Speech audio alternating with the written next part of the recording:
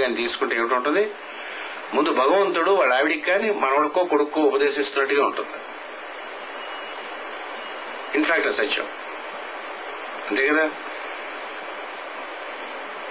అంచేత ఏం చేయాలంటే ఈ భగవంతుడు అనేటటువంటి వాడు కాలము చే విభజించబడ్డానికే కాలాతీతుడు మహాకాలుడై ఉంటాడు. కాబట్టి మనకన్నా మన పురువుల కన్నా గురువు మహర్షి ఇచ్చినటువంటి ఎక్స్ప్లెనేషన్ మన హృదయముల యందు యోగ సాధనకే ఎట్లే అభిలాష కలిగించను అట్లే పురువుల హృదయములందు కూడా శాస్త్ర దర్శనాభిలాష కలిగించిన వాడు ఈశ్వరుడే.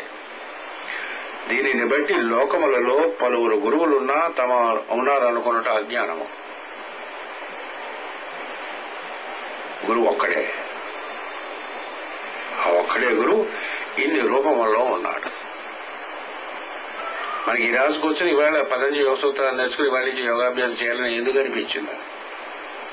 ఇదే 20 ఏళ్ల క్రితం ఎందుకు అనిపించలేదు? ఇది ఉందని మనకి ఎలా తెలిసింది? ఇది తెలియడం వల్ల ఈశ్వర పరిధానం వల్ల మన అభ్యాస వైరాగ్యాల మీద చిత్తవృత్తి నిరోధం చేసుకోగలం ఎలా తెలిసింది మనకి? తెలుస్తున్నా కదా మనకి ఈశ్వరుడు అనేవాడు ఒకడు ఉన్నాడని తెలుస్తున్నా. తెలిసినదా ఇంకా వాడి దగ్గర మనం ప్రయాణం చేయలేక ఒకడు ఉన్నాడని తెలిసిపోయింది. అప్పుడే మనకి ఎక్కడ ఉన్నాడు వాడు తెలిసిపోతాను. మనకి వాడి పరిధానము సర్వము శరణాగతి సమర్పణ చెందాలని మనకు తెలుస్తుంది. తెలిస్తే మనం ఏంటో ఈ భౌతిక దేహము ఈ ఇంద్రియములు మనస్సు కరిగిపోయి వాడుగా ఉండడం మొదలు పెడతాం. మనం గురువైనా అంతే. గురువుకి సమర్పించి నమస్కారం చేస్తే మాస్టర్ శ్రీ గారికి మనం ఏమిటవుతాం? మనం ఉండడం మాస్టర్ గారు మనలో ఉండడం మొదలు పెడతారు. అలా కానీ వెనక్కి వెళ్తే పరమేశ్వరుడు సమస్తమనందు ఉండేటప్పుడు ఒకడే గురువు ఉంటాడు. ఆ గురువే అనేక రూపంలో ఒక్కొక్కడు గురువు ఉంటాడు. నాకేమో సివి గారు నచ్చుతారు, మీకేమో రామకృష్ణ పరమ నచ్చు, ఈవిడికేమో అరవింద యోగేంద్ర పరమ. అందరి ఏడలా వెనక ఉండేటటువంటి అభ్యాసం చేయించేటటువంటి వాడు అంతర్యామి అయినటువంటి ఈశ్వరుడు అని పేరుతో ఇక్కడ పతంజలి ఈశ్వరుడు అనే పేరుతో పిలుస్తాడు. భగవద్గీత దీనినే కృష్ణుడు నేను అని పిలిచాడు. దీన్ని కృష్ణుడు నేను లేక పురుషోత్తముడు అనే పేరుతో పిలిచాడు. ఏదైనా ఒకటి పేరుతో సంబంధం లేదు. ఈశ్వరుడు మనం పరిచయం చేసుకున్నాం మన పతంజలి యోగ సూత్రాలు అంటాడు. అది వీటి గురించి ఎలా తెలియాలి సార్? చాలా సింపుల్ సార్. ఈయన వెరీ వెరీ ఈజీ అవైలబుల్, మన దగ్గరే ఉంటాడు, చాలా అవైలబుల్.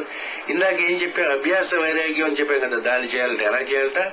ఈయన తెలుసుకుని ఆయన తెలుసుకునేటటువంటి ఆయన యొక్క నామమును కానీ మీరు జపం చేయగలిగితే, నిరంతర అభ్యాసము చేసి వైరాగ్యము కానీ ఉండగలిగితే ఈశ్వర పరిధానం చేత ఆయన దగ్గరికి వెళ్ళిపోతారు సార్. మీ చిత్తవృత్తులన్నీ ఎర్రదపై సమస్యలకు వచ్చేస్తుంది. తస్య వాచక ప్రణవ పరమమైనటువంటి మంత్రమే 27వ సూత్రము. తస్య వాచక ప్రణవ అంటే అతని యందు అతనిని పిలుచున్నది, అతని పిలుపుగా వినబడినది ఓంకారము. మనం ఉచ్చరించినప్పుడు వాని పేరుగా వినబడను, మనం ఉచ్చరించినప్పుడు వెళ్ళినప్పుడు సంకల్పము వాని వాక్కుగా వినపడుచును. మాస్టర్ బలి చెప్పారు. ఆయన టెలిఫోన్ నెంబర్ మీకు కావాలంటే ఏం చేయాలంటే ఓం అని కొట్టాలి. ఆయన మన కొట్టాలనుకున్నాడు, ఆయన ఓం అని కొడతాడు. ఇటు రెండు ఒకటే నెంబర్. ఓంకారాన్ని ఉచ్చరించి వినాలి. ఎన్నాళ్ళు చేయాలి? నిరంతర అభ్యాసం చేయాలి. అభ్యాసం అంటే ఏంటి? రెపిటేషన్. చాలా గుర్తుపెట్టుకోండి. పతంజలి చెప్పేటటువంటి అభ్యాసం మనకు అర్థం ఏంటంటే రెపిటేషన్. చేసిందే మరలా చేయటం. ఎన్నాళ్ళండి అన్నాడు. ఆ ప్రశ్న మీరు అడగకుండా ఉండేంతవరకు ఇదే అవసరం. పొద్దున సాయంత్రం కొంతసేపు ఓంకారాన్ని ఉచ్చరించి వినండి సార్.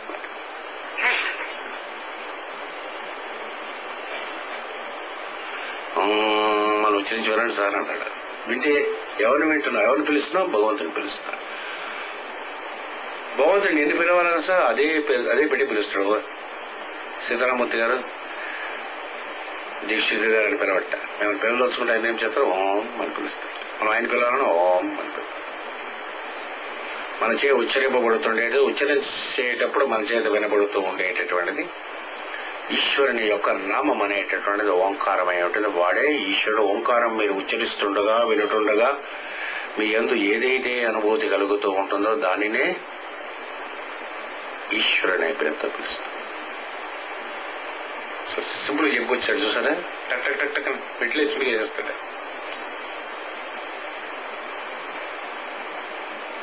బాగోలేదు. చతుర్థి రోజు అయిపోయింది. అభ్యాసం ఏం చేయాలో మీకు తెలిసిపోయారు.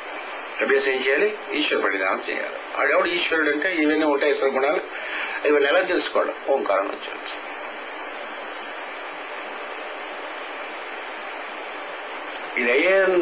ఇది అభ్యాసం చేయకుండా యమనియమాల దగ్గరికి వెళ్ళిపోయినా అనుకోండి, ఏమన్నది నా బాగుందా ఏమి రాదు అన్నాడు.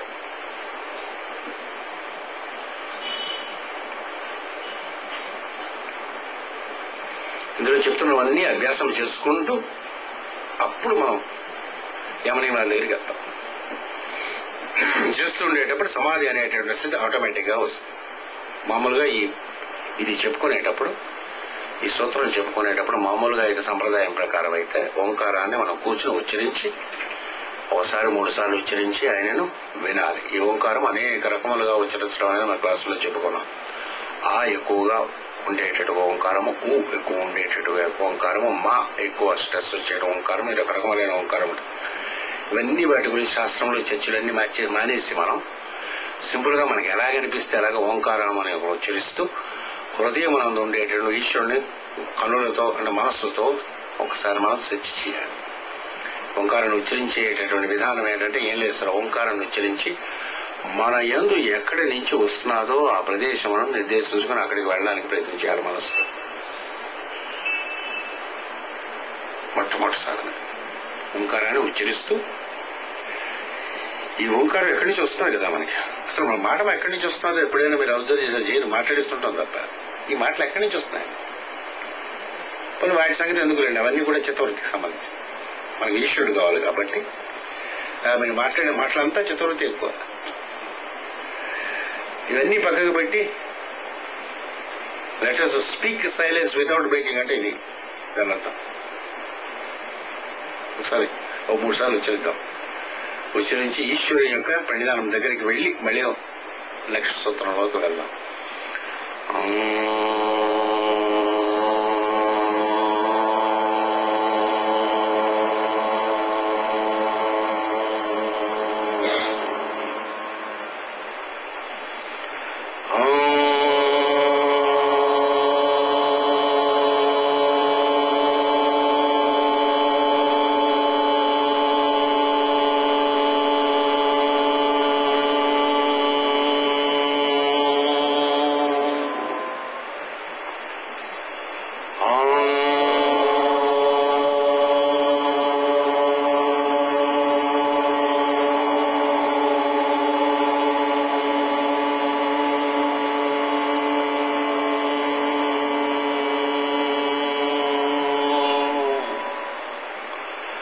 ఎక్కడి నుంచి అయితే మనలోంచి ఓంకారం వస్తున్నదో ఆ ప్లేస్ ఈశ్వరుడు ఉండే ప్లేస్.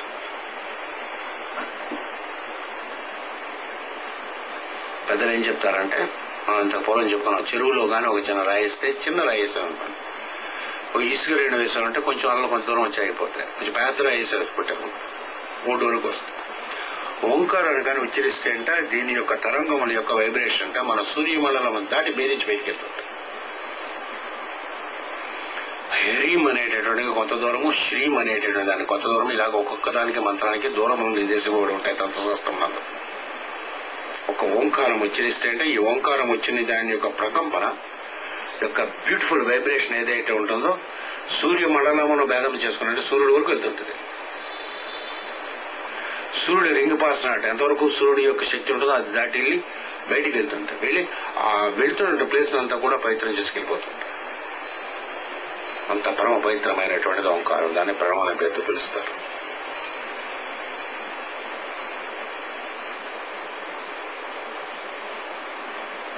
మాండూక్య ఉపనిషత్తు ఇవన్నీ చెప్పుకున్నాం మనకి, ఓంకారాన్ని ఎలా ఉచ్చరించాలి, అన్ని పెద్ద పెద్ద విషయాలు. కానీ మనకి యోగాభ్యాసానికి సంబంధించినారు పొద్దున కొంతసేపు, వీలైతే మధ్యాహ్నం 12 గంటలప్పుడు